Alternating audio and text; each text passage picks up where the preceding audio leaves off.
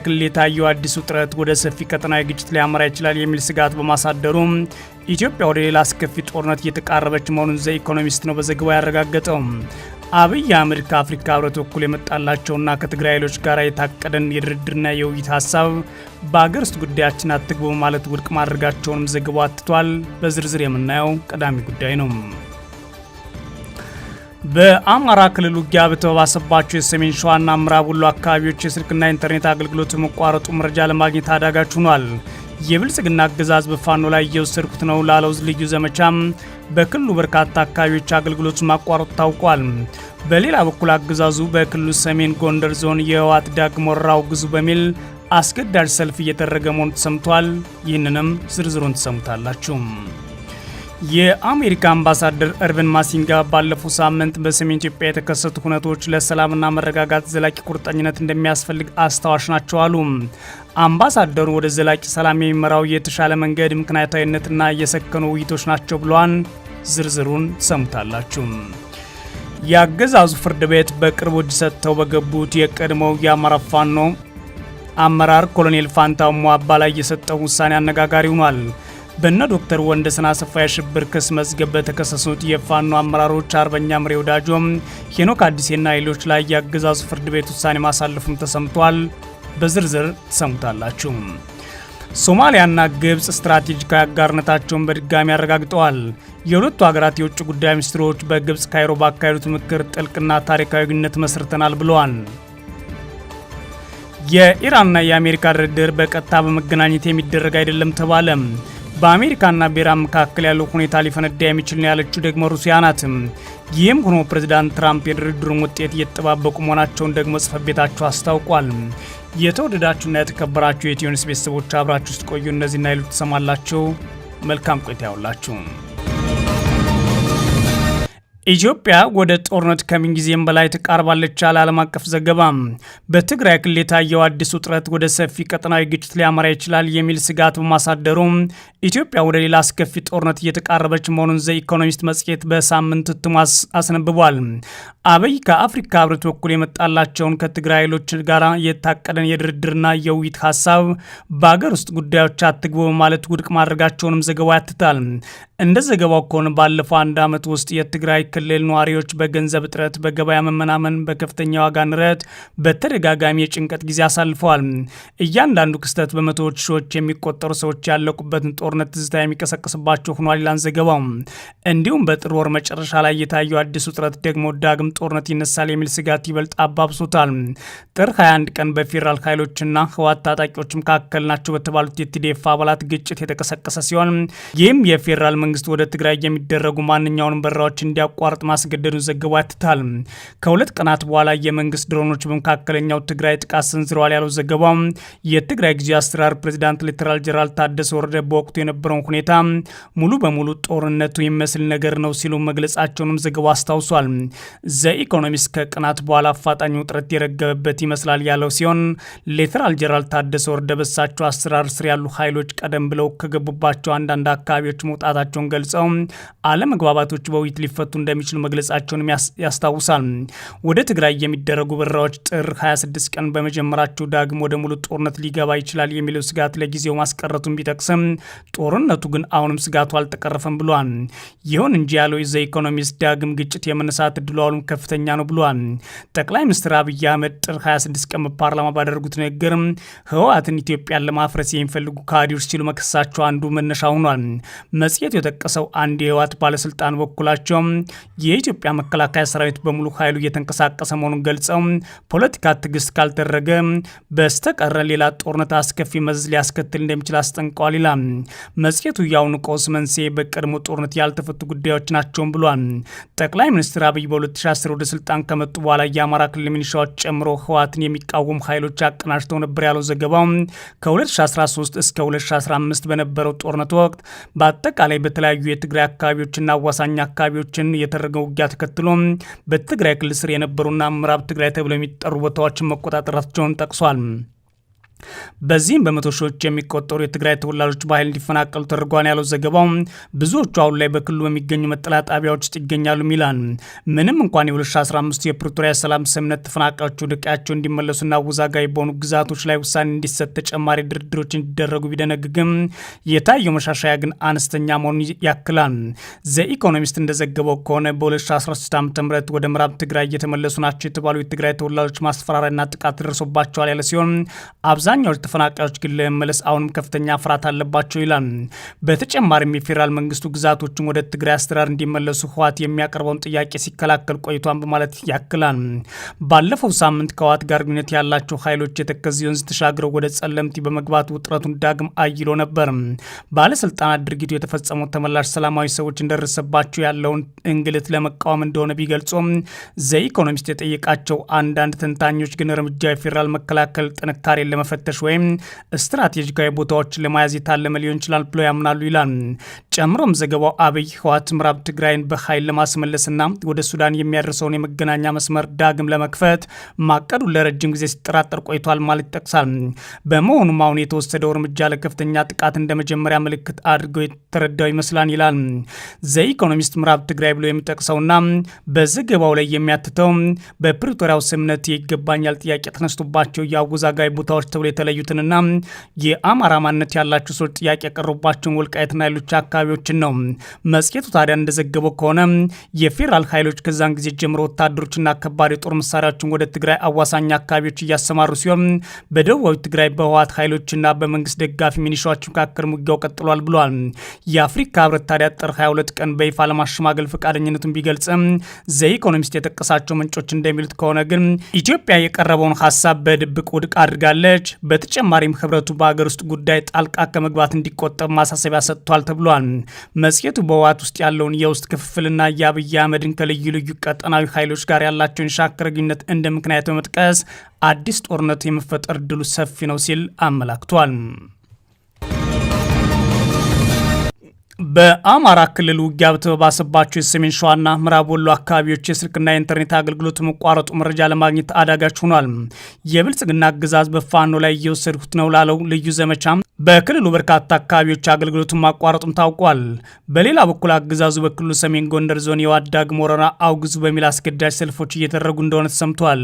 በክልሉ ምዕራብ ወሎ ቀጠና ላለፉት 3 ተከታታይ ቀናት በአገዛዙ ጦርና ፋኖ ኃይሎች መካከል ከባድ ውጊያ መቀጠሉ የተሰማ ሲሆን በተለይም በወግዲ ወረዳ ከውጊያ ጋር ምንም አይነት ተሳትፎ የሌላቸው ንጹሃን በአገዛዙ ጦር መገደላቸውን የኢትዮኒውስ የመረጃ ምንጮች ተናግረዋል። በወግዲ ወረዳ ጎረንጅና ሶኮር አካባቢ በተደረገ ውጊያ የአገዛዙ ጦር አዛዦች ጭምር ተገድለዋል ተብሏል። በወረዳው ያጌ የተባለ አካባቢ ብቻ 8 ሰዎች ሲገደሉ በርካቶች መቁሰላቸውም ተሰምቷል። ጥር 28 2018 ዓ.ም በአካባቢው በተደጋጋሚ ወታደራዊ ሄሊኮፕተሮች ይመላለሱ እንደነበር የተሰማ ሲሆን ሄሊኮፕተሮቹ በውጊያ የተገደሉና የቆሰሉ የአገዛዙ ወታደሮችን ይዘው ወደ ኮምቦልቻ ሆስፒታል ማምራታቸውን ነው የመረጃ ምንጮቻችን አክለው የተናገሩት። በተጨማሪም በዛሬው ዕለት ጥር 29 2018 ዓ.ም በወግዲ ወረዳ ጫካታ አካባቢ ወታደራዊ ሄሊኮፕተር በፋኖ ኃይሎች ጋር በተደረገ ውጊያ የቆሰሉ የአገዛዙ ወታደር አዛዥን አንስታለች ብለዋል። የብልጽግና አገዛዝ የስልክና ኢንተርኔት አገልግሎት አቋርጦ በምዕራብ ወሎ ወግዲ ቀጠና እንዲሁም በሰሜን ሸዋ መንዝና የፋት አካባቢ በምድርና በአየር ከፍተኛ ጦርን አሰልፎ ልዩ ዘመቻ ሲል የጠራውን ውጊያ በፋኖ ላይ መክፈቱን ነው የኢትዮኒውስ የመረጃ ምንጮች የተናገሩት።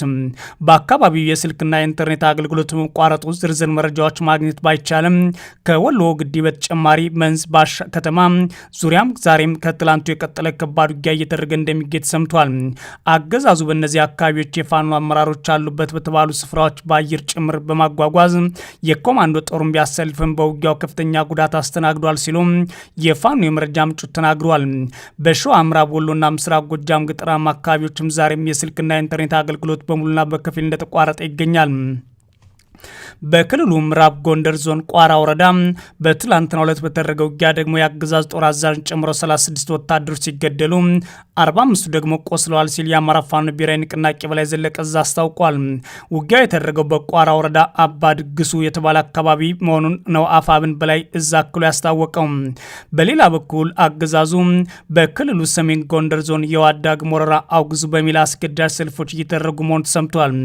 ባለፉት ቀናት በጠለምት ወልቃይትና ራያ አካባቢ ተመሳሳይ ሰልፎች ያደረገው ብልጽግና ዛሬ በሰሜን ጎንደር ዞን በዋናነት የመንግስት ሰራተኛውና የብልጽግና አባላትን ይዞ ሰልፍ አድርጓል። ብልጽግና የህወሓት ዳግም ወረራ ማውገዝ ሲል የጠራው የአደባባይ ሰልፍ በዛሬው ዕለት በሰሜን ጎንደር ዞን ደባርቅ፣ ዳባት፣ አዲርቃይ፣ በየዳ ድልድይ ብዛና ሌሎች የዞኑ አካባቢዎች መካሄዳቸው ታውቋል። ብልጽግና በአማራ ክልል ህወሓት እንደ ማስፈራሪያ ለመጠቀም እየሞከረ ቢሆንም ህዝቡ በሰልፉ ላይ ለመሳተፍ ፈቃደኛ ባለመሆኑ የመንግስት ሰራተኞችና የራሱ ፓርቲ አባላትን በማስገደድ እያሰለፈ ነው ሲሉ የአካባቢው መረጃ ምንጮች ተናግረዋል። በደባርቅ ከተማ ብልጽግና ይዞት ከወጣው መልእክት መካከል በአማራ ስም የሚምለው ጽንፈኛው ቡድንና የህወሓት የጥፋት ጋብቻ እንቃወማለን የሚል በሰልፉ አዘጋጁ ዘንድ አለመግባባት ፈጥሮ እንደነበረ የኢትዮኒውስ የመረጃ ምንጮች ተናግረዋል። ተቃውሞ የተነሳው ፋኖን አብረን ካወገዝ ነው ህዝቡ አይቀበለንም በሚል እንደሆነም ነው የመረጃ ምንጮች አክለው የተናገሩትም። የአሜሪካ አምባሳደር እርቪን ማሲንጋ ባለፉት ሳምንት በሰሜን ኢትዮጵያ የተከሰቱ ኩነቶች ሰላምና መረጋጋትን ዘላቂ ቁርጠኝነት እንደሚያስፈልግ አስተዋሽ ናቸው አሉ። አምባሳደሩ ወደ ዘላቂ ሰላም የሚመራው የተሻለ መንገድ ምክንያታዊና የሰከኑ ውይይቶች ናቸው ብለዋል። ማሲንጋይን ያሉት በኢትዮጵያ የአሜሪካ ኤምባሲ የማህበራዊ ትስስር ገጾች ትላንት ሐሙስ ጥር 28 2018 ዓ.ም በተሰራጨ መልእክታቸው ነው። የአምባሳደሩ መልእክት በመከላከያ ሰራዊትና በትግራይ ኃይሎች መካከል በጠለምት በተባለው አካባቢ በተፈጠረ ግጭት ያንዣበበው ውጥረት የመርገብ አዝማሚያ ማሳየት ተከትሎ የተሰጠ ነው ተብሏል። ውጥረቱን የኢትዮጵያ አየር መንገድ መቀለ፣ አክሱምና ሽረም ወደ መሳሰሉ የትግራይ ክልል ከተሞች የሚያደርጋቸውን በረራዎች እስከ ማቋረጥ ደርሶ ነበር። የተባበሩት መንግስታት ድርጅት፣ የአፍሪካ ህብረትና የአውሮፓ ህብረት በየፊናቸው ባወጧቸው መግለጫዎች ውጥረቱ እንዲረግብና ልዩነቶች በፕሪቶሪያ በተፈረመው ግጭት የማቆም ስምምነት እንዲፈቱ በወቅቱ ግፊት አድርገዋል። ህወሓት ባለፈው ሳምንት መጨረሻ ለአፍሪካ ህብረት ኮሚሽን ሊቀመንበር ማህሙድ አሊ ዩሱፍ በጻፈው ደብዳቤ በትግራይና ፌዴራል መንግስት መካከል ያሉ ልዩነቶች በንግግር ለመፍታት ዝግጁ እንደሆነ አቋሙን አሳውቆ ነበር። የሰሞኑን ግጭት በተመለከተ ፌዴራል መንግስት በኩል እስካሁን በይፋ የተሰጠ መግለጫ ባይኖርም ለጥሪዎቹና ለስምምነቱ ወይም ደግሞ ለድርድሮቹ ግን በውስጣችን ጉዳይ አትግቡ የሚል መልስ እንደተሰጣቸው ተዘግቧል። የአገዛዙ ፍርድ ቤት በቅርቡ እጅ ሰጠው በገቡ የቀድሞው የፋኖ አመራር ኮሎኔል ፋንታው ሟባ ላይ የሰጠው ውሳኔ አነጋጋሪ ሆኗል። በነ ዶክተር ወንደሰን አሰፋ የሽብር ክስ መዝገብ በተከሰሱት የፋኖ አመራሮች አርበኛ ምሬ ወዳጆ፣ ቴኔካ አዲሴና ሌሎች ላይ የአገዛዙ ፍርድ ቤት ውሳኔ ማሳለፉ ተሰምቷል። ጥር 28 2018 ዓ.ም የአገዛዙ የፌዴራል ከፍተኛ ፍርድ ቤት የህገ መንግስትና ጸረ ሽብር ችሎት በትላንትናው ዕለት በነ ዶክተር ወንደሰን አሰፋ የክስ መዝገብ በሽብር በተከሰሱት መምህርት መስከረም አበራ፣ ጋዜጠኛ ጎበዝ ሲሳይ፣ ጋዜጠኛ ዳዊት በጋሻው፣ ጋዜጠኛ ገነት አስማማውና ሌሎች በርካታ የአማራ ተወላጆች ላይ ውሳኔ ማሳለፉን ጠበቆቻቸው ለኢትዮኒውስ ተናግረዋል። በዚህ የክስ መዝገብ በሌሉበት ክሳቸው ሲታይ የቆዩትና በቅርቡ እጅ ሰጠው በገቡት የቀድሞ የፋኖ አመራር ኮሎኔል ፋንታው ሟባ ላይ የሰጠው ውሳኔ አነጋጋሪ ሆኗል። የብልጽግና አገዛዝ ኮሎኔል ፋንታው ሟባን በድርድር ስም ወደ ሰላም መጥተዋል ሲል ቢቆይም በፍርድ ቤት በኩል ግን የቀረባቸው ክስ መከላከል አለባቸው ሲል ብይን መስጠቱን በክሱ መዝገብ ላይ የተከሳሾች ጠበቃ ከሆኑት መካከል ጠበቃ ሰለሞን ገዛይ ለኢትዮኒውስ አረጋግጧል። በሌሉበት ተከሰው የፌዴራል ፖሊስ አስሮም ችሎት እንዲያቀርባቸው በፍርድ ቤት ትዕዛዝ ሰጥቶ ፖሊስ ይዞ በመሃል ማቅረቡ ክስ በሌሉበት ሲታይ የቆዩት ኮሎኔል ፋንታው ሟባ ዛሬ ላይ በአዲስ አበባና ባህር ዳር ከተሞች ከአገዛዙ ባለስልጣናት ጋር ሲገናኙ በመንግስት ሚዲያዎች መግለጫ ሲሰጡ ታይተዋል። በፍርድ ቤቱ ትዕዛዝ መሰረት የፌዴራል ፖሊስ አስሮ ችሎት ባያቀርባቸውም ችሎቱ ግን የቀረባቸውን ክስ ይከላከሉ ሲል በይኖባቸዋል። ይህ የኮሎኔል ፋንታው ሟባ ጉዳይ ብዙዎችን እያነጋገረ ይገኛል። በእነ ዶክተር ወንደሰን አሰፋ የክስ መዝገብ በእስር ቤት ሆነው ክሳቸውን ሲከታተሉ ቆይተው ከእስር ቤት ያመለጡ ያሁኑ የአማራ ፋኖ ብሔራዊ ንቅናቄ ምክትል ሊቀመንበር ቴኔካ አዲሴ በፍርድ ቤት ውሳኔ ከተላለፈባቸው መካከል ሲሆኑ በመዝገቡ ላይ በሌሉት ክሳቸው እየታየ የሚገኙት አርበኛ ምሬ ወዳጆ፣ አርበኛ ሰፈረ መለሰ የአገዛዙ ፍርድ ቤት ክሳቸውን ይከላከሉ በሚል ብይን ከሰጠባቸው መካከል ሆነዋል። በክሱ መዝገብ ላይ ዶክተር ወንደሰን አሰፋ፣ ፕሮፌሰር ማረጉ በይን፣ ጠበቃ አለልኝ ምህረቱ፣ መምህርት መስከረም አበራ፣ ጋዜጠኛ ጎበዝ ሲሳይ፣ ጋዜጠኛ ዳዊት በጋሻው፣ ጋዜጠኛ ገነት አስማማው፣ ፋኖ መንበር አለሙና ሌሎች በተከሱባቸው የሽብር አንቀጽ እንዲከላከሉ ውሳኔ ሲሰጥ ዶክተር ሲሳይ አውግቸውና ሞላሊ ሲሳይ ደግሞ ከተከሰሱበት የጸረ ሽብር አዋጅ አንቀጽ 3(2) ወደ አንቀጽ 9(1) ተሻሽሎ እንዲከላከሉ ችሎቱ ብይን መስጠቱ ተሰምቷል። በክስ መዝገቡ ከተካተቱት መካከል አርቲስት ዮርዳኖስ አለሜ፣ ተስፋዬ መኩሪያ፣ ቢሰጥ ተረፈ፣ ዳዊት ባቡ፣ ማስረሻ ኔውና አብርሃም የተባሉት 7 ተከሳሾች ደግሞ መከላከያ ሳያስፈልጋቸው በነጻ እንዲሰናበቱ መወሰኑን ጠበቃ ሰለሞን ገዛይ ለኢትዮኒውስ ተናግሯል።